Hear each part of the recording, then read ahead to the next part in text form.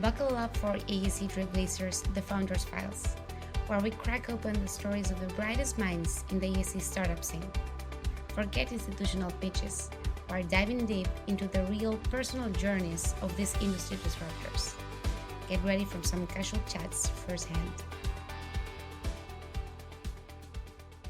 Welcome everybody to the AEC Startups podcast. We have here today Logan from Argyle. Logan, do you want to introduce yourself? Hello, I am Logan. I'm from Argyle, and yeah, what do you want to know? I don't know, traumas from your infancy or Oh, perfect. We're just jumping in right in deep. Okay, perfect. No, I used to be an architect, and then kind of veered off from the traditional architecture practice. First started getting into VR development for the industry. I was doing that at my firm, and then eventually got started with my co-founder and CEO, Merritt. We started Argyle to do augmented reality on the construction site specifically. So we are overlaying the BIM models directly onto the site in one-to-one, so you can see the plan next to the reality. And then our customers are finding all kinds of crazy and useful things to do with that.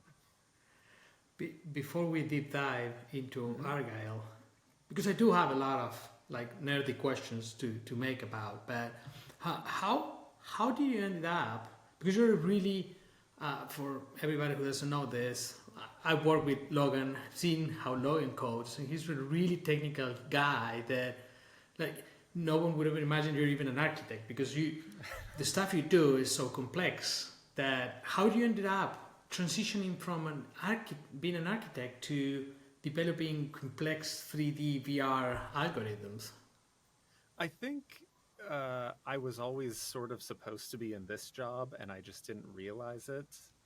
I had something imagined in my head about what the architecture profession was, and ended up finding it very frustrating. But I did a lot of this technical stuff sort of casually on the side before that, and I think interestingly, the transition happened partly because when I was still practicing as an architect, the first sort of this era VR headsets came out, and it just absolutely captured my imagination. And so while I had made some websites in the past, and when I was young I would program my graphing calculator, things like that, I hadn't done it really seriously. Or actually I did. I was a computer science major for 6 months before changing my major. Really? Because yeah, it was my freshman year of college, and they wanted, I think they really wanted to weed out the people who weren't serious, so they didn't tell us about like debuggers or development environments or anything like that. They just gave us a text document and a command line compiler and said, try to write stuff, and I found it a miserable experience and said, all right, well, this isn't for me. Tried to do architecture because I wanted to be on site and I wanted to be really involved in stuff. But when the Vive came out and the original HoloLens came out, I was several years into my architecture practice, finding that was not everything I had hoped for, and just absolutely dove in and was spending all my nights and weekends learning to code, taking those internet classes. And when my partner noticed that and was like, you are working way too hard at this, and they are not paying you to do this work. What are you doing? Maybe you're in the wrong profession.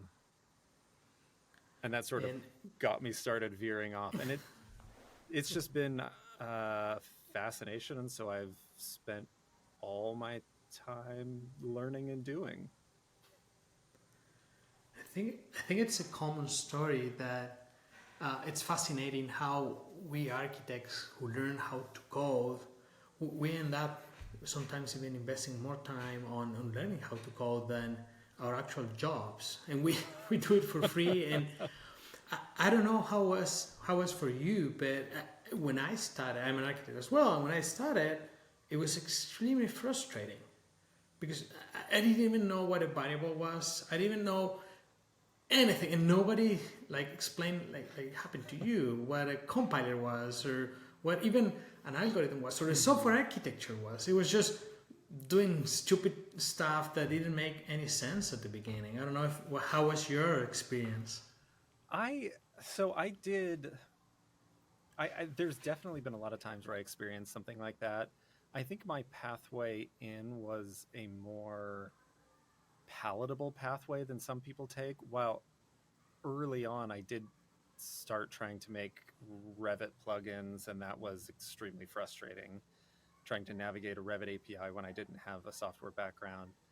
But when I started working on the VR stuff, I started in Unity, and the really nice thing about that as a sort of learning platform is it is more immediately rewarding, if that makes sense. So like you can write a script in 4 lines and watch a cube rotate around on your screen, and that feels like you made something that is doing something. Whereas if you're just writing like a command line program, you don't get to see as much action as quickly. And so that could keep me interested. And Unity takes care of a lot of that stuff if you're willing to use their out of the box software. They have, the compilers and all of that sort of built into it. So it's an environment that I found educational friendly. That makes sense. And even when I feel the bar is lower to start, it's still something so powerful because you can make these complex, not only games for sure, but also complex applications like Argyle. I don't know if you. Argyle is actually the AR portion of Argyle is built on Unity platform, although so many of its defaults are overridden. A games-focused Unity dev might find it somewhat unrecognizable. Well, I feel the strategy, the architecture, like everything, it's not related with games, so it makes sense that it's completely different from developing a game or the structure of a game where it's a start and then repetitive loops. Here it's a real life, like you're using it for the real life, not a I don't know. That's what I think it's magic on what you are doing. What do you think it's the most complex and unique thing about what you're doing for Argyle in Unity? I think the big challenge does come from that fact that this is being used not for games but for the real world. Comes in 2 parts. One is when we say the real world, we're actually talking about the physical world. And in augmented reality, like there aren't very many games that are really trying to engage with the physical world in the way that Argyle is. And so there are a ton of challenges in trying to accommodate an unpredictable environment. And that's the piece, is when you build a game or even just any software that is not augmented reality, you know the environment because you're handing them the environment that they're going to be using. And we have to say, okay, what if there's a physical wall in the way? And I remember one of the first things, we had to redesign our interface, our like UI, because we had it open up in front of you when you started up the app, and then it would just stay there. And we opened up the app, walked downstairs to look at something else, and then I had to walk upstairs to go get my menu because I left it in a different part of the building. And that's the kind of thing where, oh, yeah, you always have your menu with you if you're in a regular game. So we had to accommodate a lot of those things. But then the other part is we don't provide the 3D content. That's provided by our customers. And they have a million different ways of modeling, and we have to try to make the app ready to accept their model and use that model intelligently, even when we can't rely on the fact that they've used levels. We can't rely on the fact that you use grids. We can't rely on the fact that there's floors there. So there's all these trying to predict the way that our customers are going to be using it and the kind of content they're going to provide and be ready for that has been a big challenge, and one that there isn't a lot of precedent for. I feel that a lot of AEC founders are suffering the same thing. Anytime you need to process like a BIM model or use it as an input, it's so hard to process it and have always the same outcome because there is no standard. And even if, let's say, you define a standard, your clients are going to say, no way, I want to use my own thing, I guess. Absolutely. Right? And like any one of our customers, they're going to be using our app, sure, but they're going to be using it with a model that they have invested at a minimum tens of thousands of dollars worth of labor building that model. There's no way that they're going to change their practices of this immense investment of modeling just to use our software. So we have to make sure that it is ready for them however they are using it. And do you feel AI is going to be helpful here? Because like all the companies that are starting to analyze models, I know it's different, but if you want to, I don't know, you want to define what's a lobby, what's a corridor, what's a wall, and they have different naming conventions. AI can help to a certain extent, because if I name a lobby kitchen, there is no way AI will understand that. Right. But how do you feel it's going to be in your case? Do you feel it's going to help or not that much? That's okay. That's an interesting question. We've been talking a lot about this and how AI, how we are and will be leveraging AI in our product. And so we're talking a lot about what's the first and best and most bang for your buck use cases. And I do think that there's a lot of power in AI being able to interpret things that are not straightforward. So like it can take something vague and make a good guess about what you meant, but it can only do that if it's had a lot of training data giving it the right answer. So the first thing that we need to do is have good enough data to even start making that AI, and that training data has to have consistency in its formats and stuff. So I do think we are going to get to a place where we can do some better auto labeling, but it's a few steps away. In my estimation. Sense. I think that could be a great idea for a project for the community, like everybody providing models and using the data anonymously to train a model for BIM models, that like an AI model for BIM models that can help you identify elements. I don't know. That sounds like a great idea. I would absolutely love to have a place where we could all share our models and use that for training, although I think a lot of firms would be pretty titchy about wanting to share that data. However, I will say one of the things that we are beginning to look into is using the good data that we have to begin to train AI to recognize problem situations.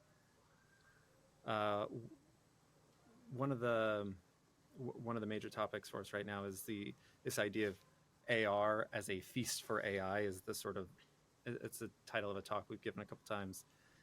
And the idea is we have really, really good information here that like we have a device that knows where it is in the building. We have a device that can see the world. And because of the BIM, we have a device that can know what it's looking at. And so we can start to look at images and recognize parts of the building and have a labeled data set to have AI be really intelligent for the construction industry, not just recognizing taxi cabs and people walking down the street, but recognizing stainless steel pipe and where these openings are and where's a fall hazard. That So would that's be something that we are very excited about. amazing. Yeah, absolutely. I've never ever seen something like that out there. Like for sure, there are apps with AI that takes an image of a camera or something and gives and tells you like, hey, this guy doesn't have like a helmet or a vest or whatever. But I feel no one has ever tried to make a comparison and using AI between what you designed and what you're building. So that's absolutely exciting. And I don't think it's really been practical or possible before, because those data sets would have been impossibly difficult and expensive to create.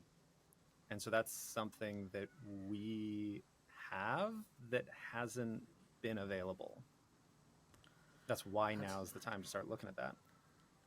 That's so cool. And another question I have is, are you gonna do all that in Unity? You're still like, why did you choose Sort of. Unity at the beginning? Yeah, let's start from there.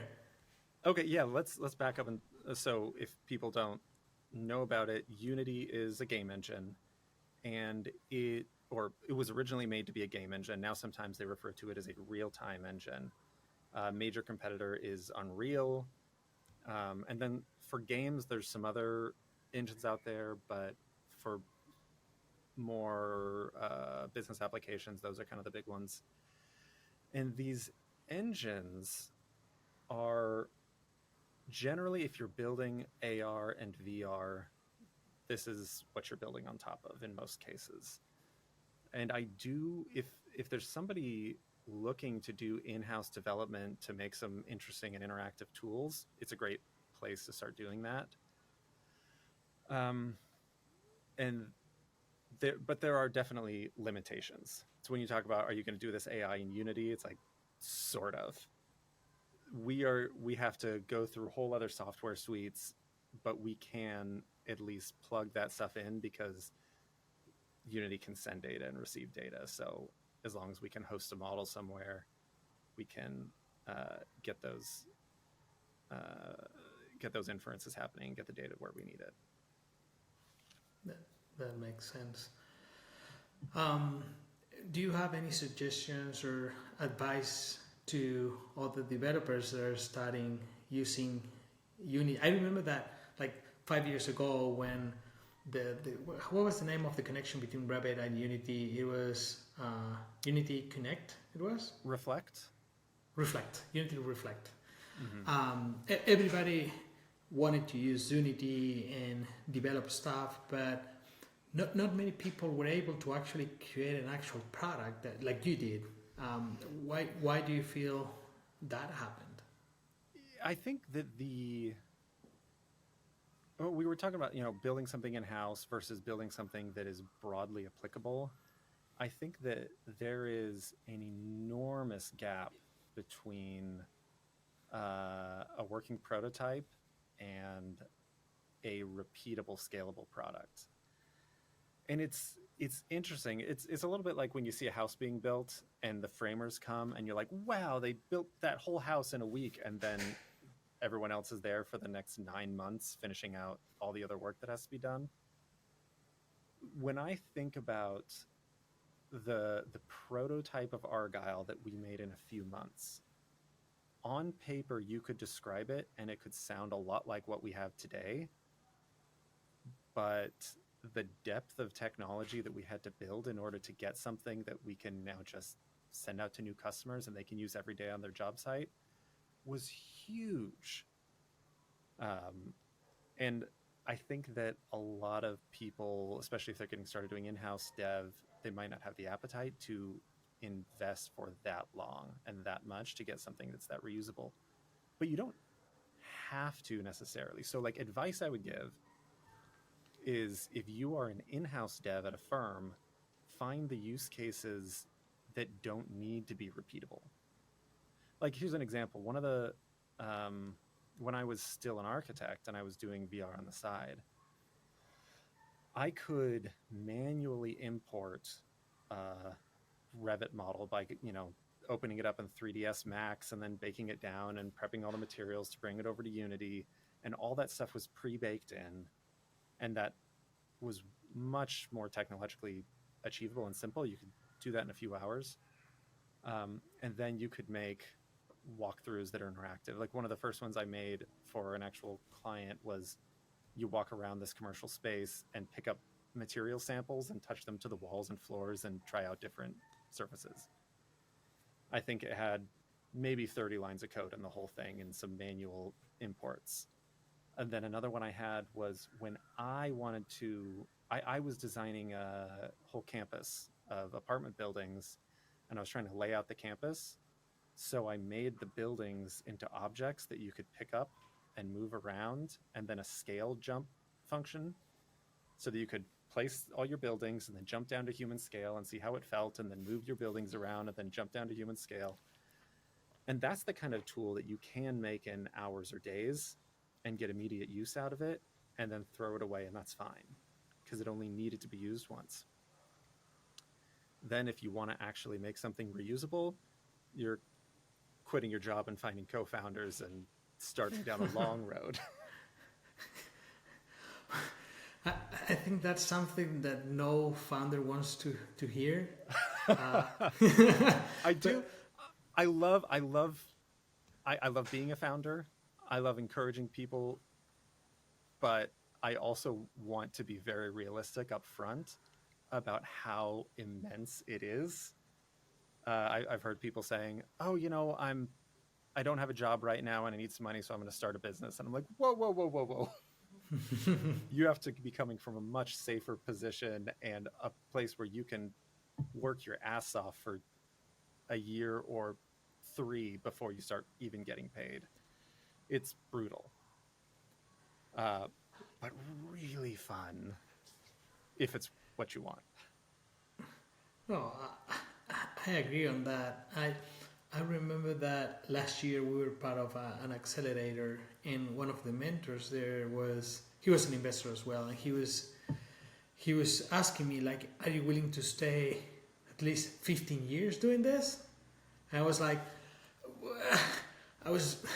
I'm not expecting to be doing the same thing for 15 years, and he was like, if a person doesn't say yes to me, just straightforward yes after I ask that, I don't invest. I never invest, because that's the time it takes. If you're thinking this as a sprint race, yeah, sure, there are people who made it like that.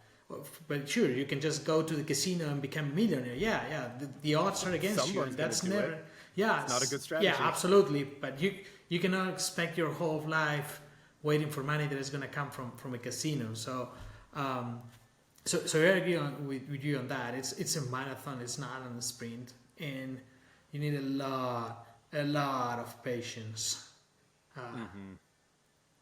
It is there are some things we are just finishing up now that I am so thrilled with, that I think I had on my calendar a year and a half ago, thinking that I was going to get them done then, and I was naive.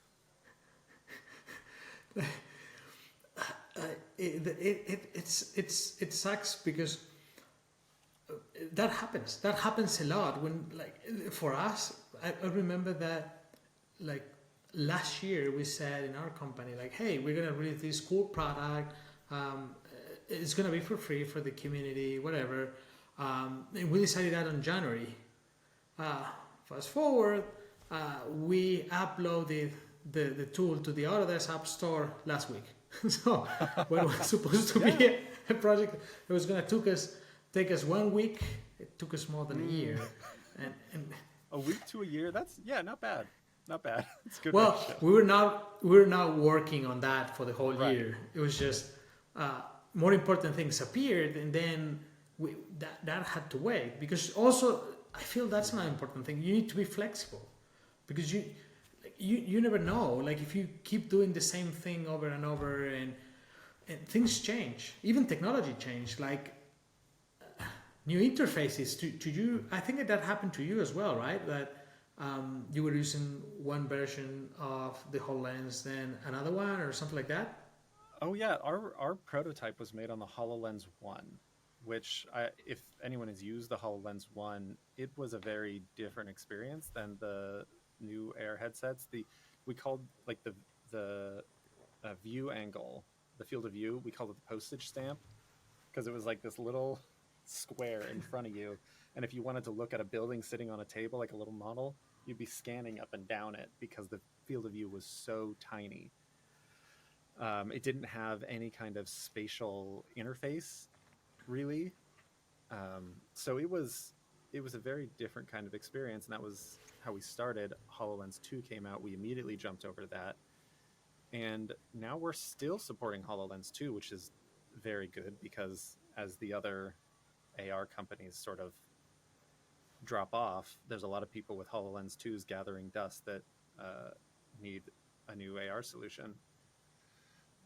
But now we're also supporting Magic Leap 2, which is the most powerful AR device on the market right now, and we are about to take our iOS app out of beta. So that's a totally different interface kind of paradigm, trying to do 3D interface on a 2D screen, but in a 3D world. It's a very sort of mind-bending back and forth design problem on how to make that interface work. So we've had to be very flexible with the design, with the interface, but also with priorities, like you were talking about, more important things coming up. Sometimes I'm simultaneously surprised by how the long-term vision has changed very little. We kind of had a vision of what we needed to build, and it's still, every day it's reinforced that that's the right strategy. The short-term priorities are changing every week because we suddenly realize that there's need here that we didn't know about, and we've got demand from this customer, or we have a bug here that needs to be fixed, or whatever the case may be. So we've had to shuffle constantly, but still heading in the same direction.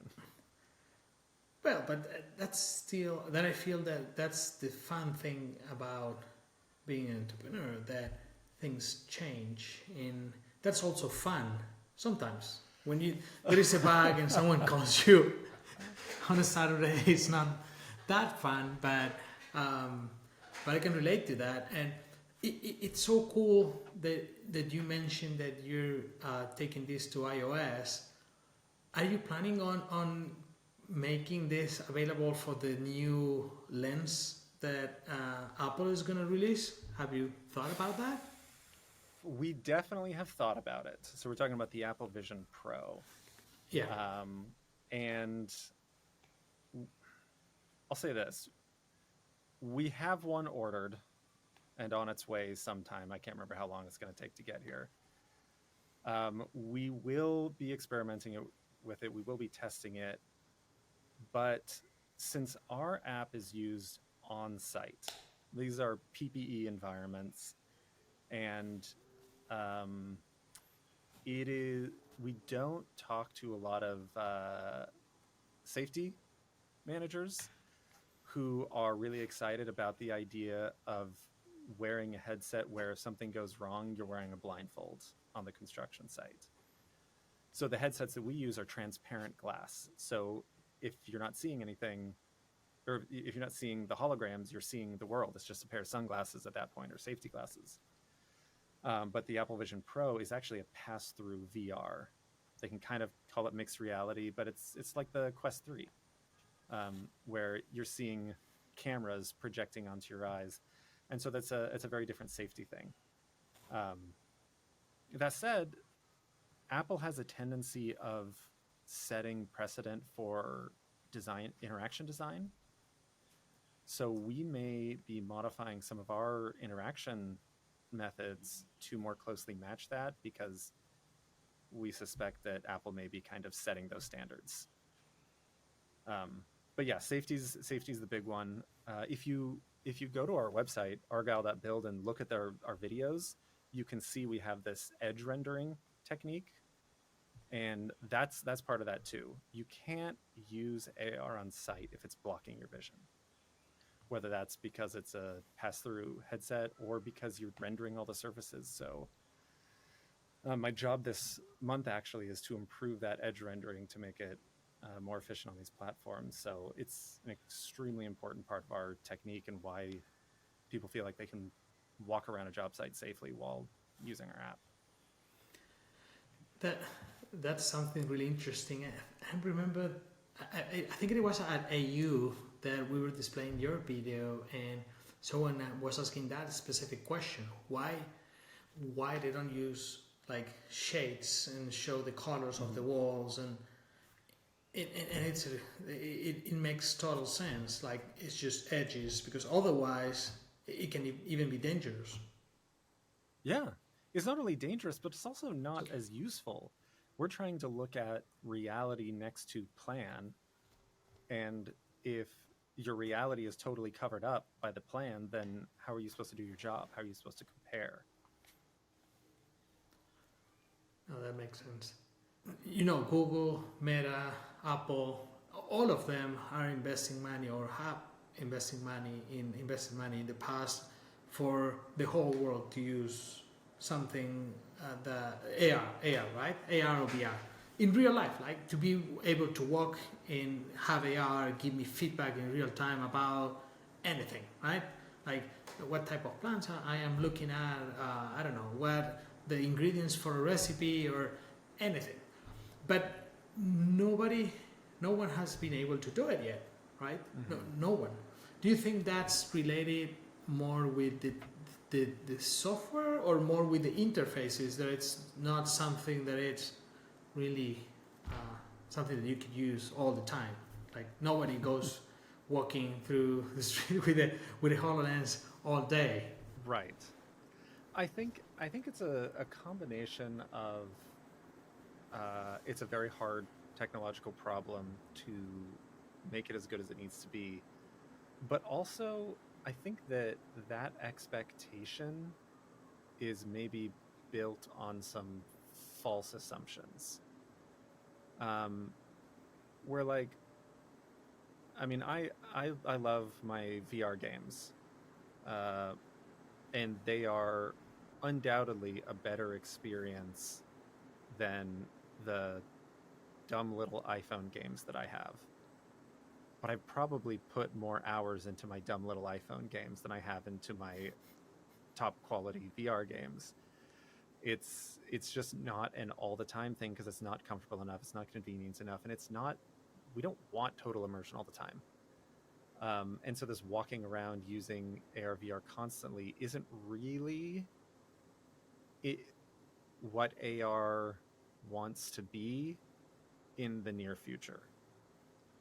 That said, I think what the place where AR makes sense is the place where it empowers you in a way that no other technology does. Like I don't really want my headset to look at my spreadsheets because I can look at my spreadsheets fine on a monitor. That's fine. But like as an example, why we're doing what we are at Argyle is because you can't do that kind of quality assurance or layout or planning in the same way without these tools. You can't access that information. You don't have that intuitive kind of understanding of it. It is transformatively more useful. And yet, even so, it is still an uphill journey to make those transitions and start using it. It's immensely valuable, immensely useful. Catching one mistake more than pays for the headset and our software put together. And it's still a lot of work to get there, and consumers aren't going to be doing that immediately. No, absolutely. And speaking about the Argyle and the lenses, can you tell me a little bit about what are your differentiators? What makes your clients love your product? Yeah, I'd say there's a few different categories of it. Um, let's see. I'll start with the data.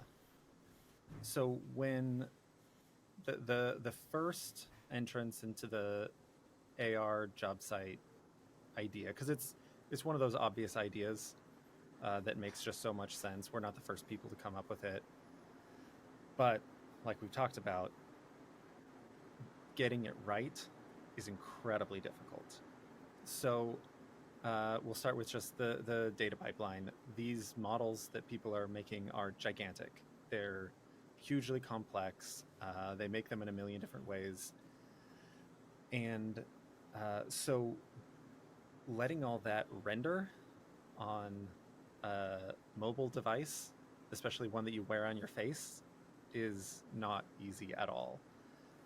And so we had to not only build our own data format and parsers to parse those models into this real-time ready format, but also get them ready to be able to render without crashing the device. So we have this thing we call walk to load. So it only even begins processing any of the model elements that are near you. So you see what's around you and what's important to you at any given time. And as you walk through the space, it gives up what's behind you and loads what's around you right now. And that's how you can have a gigantic model that you could never render at once, but you can still see everything in the model. And we were able to do that all on the device. So once you pre-download, you can use it offline. A lot of these job sites are not very well connected. You don't have great data connectivity out there because they're still building the infrastructure. So that's like getting that data in, getting it exported into a good format. We actually got your company's help with some of the exporters, which really helped get us where we needed to be to have that ready to go for the parsers. Then the other big challenge, I think, I'll do the two. We already talked about the rendering style, where the default rendering style that these game engines provide you is one of total immersion, where you can't see the real world, you just see the holograms. And that was a non-starter for being able to actually do valuable work or walk safely around the site. So we had to do a bunch of work getting that render style set up. But once people use AR with that, then they never want to go back to the version where they can't actually see what they're doing. Then the third one was, I think, when we figured this one out, it let us know that starting this company was the right thing to do. And that is the alignment problem. When you have a gigantic model that you need accurately aligned over the entire job site, that's not something that really existed before. So we built a system and got a couple of patents on it. We call it RISA, Resilient Interdependent Spatial Alignment, and that lets us align the entire hologram for the entire job site to within sub-inch accuracy over the entire site, and accommodate drift and self-heal. If you build a wall and that understanding breaks, it repairs that understanding and stays aligned, and you come back next week and it snaps itself back into place again. So it's always, the data's just there where you want it, where you need it. And those things in combination finally let this be a tool that everyone can use and you can use for your real job without it being more of a chore to use than the benefits you actually get. That's so cool. And who are your clients? Most of your clients are GCs, subs, architects. You know, I was actually surprised a little bit. We originally designed this primarily with GCs in mind, and we do have GC customers, but we've found a lot more. I'm going to say more, but I'm actually not totally confident of this because I'm the tech one. I'm not on sales and customer facing, but I hear a lot about the trades in high tech doing manufacturing and installation of these things where they have extreme needs right now where they say these jobs move fast. We need installation to be correct. We're prefabbing parts. And so that's where we got a lot of our demand and interest was actually in the trades and the subcontractors. That's so cool. How, let's say someone wants to try Argyle, how they contact you, how's the process, they need to get Magic Leap or HoloLenses first and then contact you, how's the typical process of someone who wants to try the technology? Yeah, so it depends a little bit on their, like what we would recommend. It depends a little bit on their use case, their firm size and things like that. But they can get in touch with our sales people. Jared and Merritt are good people to talk to there. The website has forms on it, I think. Again, I'm the technology guy. But typically they'll talk to you about your use case, and then if it's time to try it out, you can get trial access. And then depending on the kind of project, you either make sure you have one of the headsets, Magic Leap 2 or HoloLens 2, or in some cases perhaps just trying it on the handheld, although that's not as good of an experience in my opinion. Getting better all the time, but the hands-free, walk-free headsets are fantastic. I recommend having one. I'm such a fan, so I cannot go against that. I have bought HoloLens, I bought Oculus. Nice. Like any time there is something out there, I buy it for the company, supposedly for the company. But doesn't mean you can't have some games installed on there. yeah, all those are in my house. They're always in my house. It's for the company, but they end up being in my house for me to try new stuff. Yeah, we think. I mean, it was really important that we have both handheld and headset, but I think best case scenario is when our customers have both. So they've got that headset for when they're needing to do work while they're in it. They've got that headset for doing initial setup, but then everyone on site has an iPad or a phone or something. So for just doing a quick check of something, those can be a really good, helpful. Here's a quick way to look at your data without having to go back to the job site and open up Revit and look up some metadata. Yeah, and who knows, maybe in the future, like there is not even going to be a headset. It's going to be the chip that it goes into your head, and you just visualize, and everybody has the same chip, and you don't even need a device. That sounds excellent. Who knows? But how do you in related with that? How do you imagine that what's going to happen with Argyle in 10 years? Where are you going to be in 10 years? In 10 years, okay. Let's see. One thing is, so we talked a little bit about some of the AI stuff that we're working on. I think in a few years, that's going to become a much larger part of what we are building. Because the first step was we needed the data on the site resiliently all the time. And that unlocks everything else. And nobody's going to start using it until it's just useful as that. So the first thing is we've got to build that good, solid AR product. But it's kind of getting there, and we're starting to be able to turn our sites more towards, all right, now that we have that, what can we build from here? And we start to look at things like job site hazard detection. We're just having a team meeting today planning out all of the markups and metadata and doing punch lists and RFIs right there on site, and being able to send that data in a way that is more rich than our current ways of filling out paperwork to send each other information. So Argyle in 10 years is going to be smarter. It's going to be more connected. I intend to have some more engineers on the team so I can take some vacations. Yeah. Don't get greedy. Don't get greedy. Okay. Based on my personality, I will still probably struggle to relax on those vacations, and I'll end up writing code anyway. But, that's just me, and I'll talk to my therapist about that. Yeah, I'm so sorry about this, but I don't see you drinking pina coladas on the beach and not thinking about code. I know you guys. No, I'll drink pina coladas on the beach, and I'll still think about code. I can do both.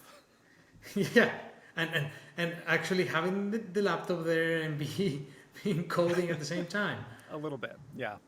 I can see that for sure. I get about 4 days into a vacation, and then I start to get antsy, and I need my code day. Hey, I do have the same problem, so I do hope, for the sake of having a more healthy life, that ends once you are past the 10 years or something of a company, and you can just relax, enjoy life. That sounds ideal. I'll start practicing, I think. Okay, this was really, really fun. I'm not gonna start asking questions about algorithms. I wish I could, but that's gonna be like super boring. Well, like, yeah. what compression algorithm are you using? Or that'll be in the After Dark podcast version. Yeah, we can do that. It's like, Pablo wanted to, and he's gonna kill me for this, but Pablo wanted to start an OnlyFans account where it was gonna be called the Naked C# was gonna be called. So I'm into it. That sounds great. Hey, I told him, like, I'm willing to pay for it. Like, if there is an account like that, I'm willing to pay for it. This is an excellent idea. I will invest. Perfect. I will come back to you with the actual link and Pablo in front of a camera coding. Excellent. But before we wrap up, what we always do at the end of the podcast is ping pong questions. Okay. So I'm gonna make questions, and then the first thing that comes to your mind, you just shoot it. All right, let's see what happens. Are you ready? I'm ready. Okay. Give me a great AEC software.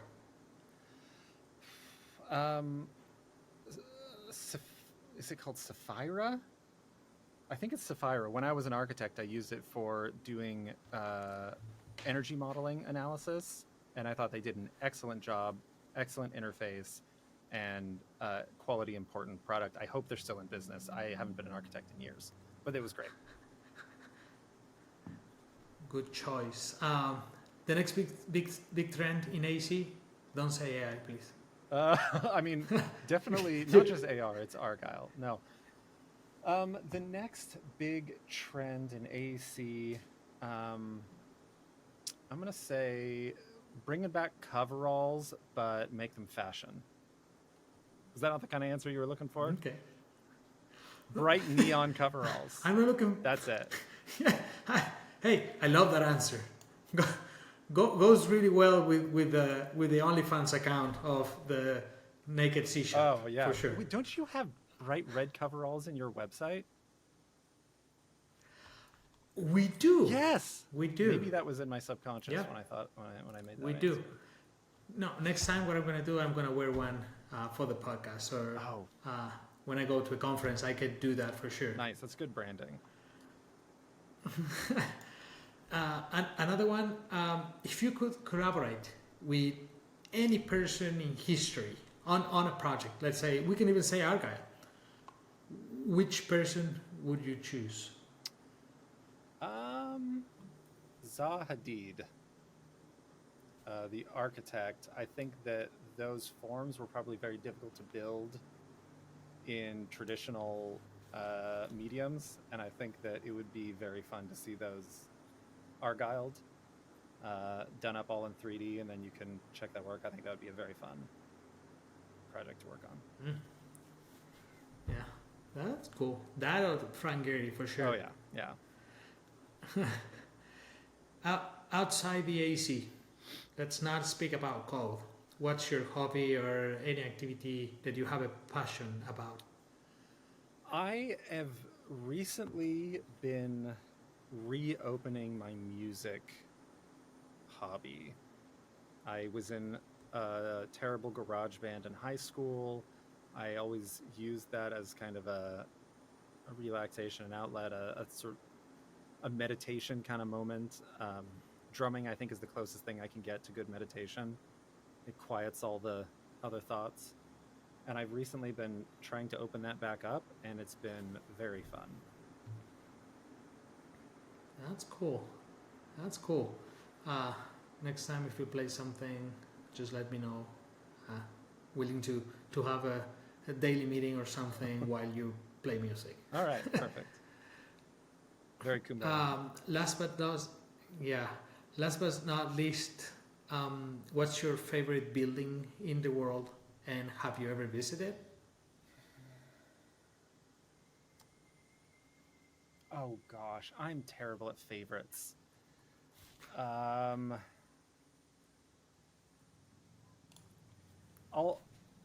will say I won't say favorite, but I will say I went to the 9/11 memorial when I was in New York recently, and that one, it is simple, it is evocative. I was never impressed with the pictures I saw, and then in person struck me. That was one that was very much designed for the experience of the human there, and I was very impressed with it. True, I agree. When you visit it, like in the pictures, like, well, it's like, okay, it's that's an just idea. a square with two holes. But yeah, when you get there, the details. The details it was designed for the human scale. The water, yeah. Mm-hmm. Yeah, I agree with you on that, absolutely.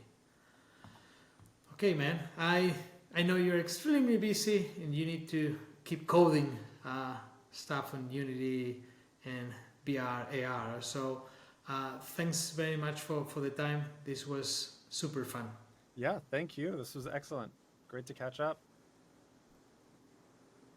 Yep. And I'll see you around. And make sure where people can contact you before we leave. Yeah, I gonna confess I don't actually look at my socials that much anymore, but I'm on LinkedIn. You can find me if you look for Logan and Argyle. I do. Let me just check to make sure that I'm right about this. My Twitter is. Oh, I'm not even signed in. Let's see. I think it's spatial hair, which my kid came up with because I do spatial computing and I have facial hair. Yeah, I think it's spatial_hair. So check that one. If I'm not there, then I guess that means I don't use it enough to know. But then you can find Argyle on our website, argyle.build. I'm also on TikTok where I talk about technology. Absolutely. Thanks very much again, Logan. Appreciate and looking forward to the progress and everything that Argyle is bringing to the AEC. Yeah, thanks for having me. Okay, bye. Thanks to our listeners. If you like this content, you can find past and upcoming episodes in ascworks.everse.com and at all of our Everse social media. We'd love to hear from you and recommendations for new content, so leave us a DM and we'll make sure to catch it.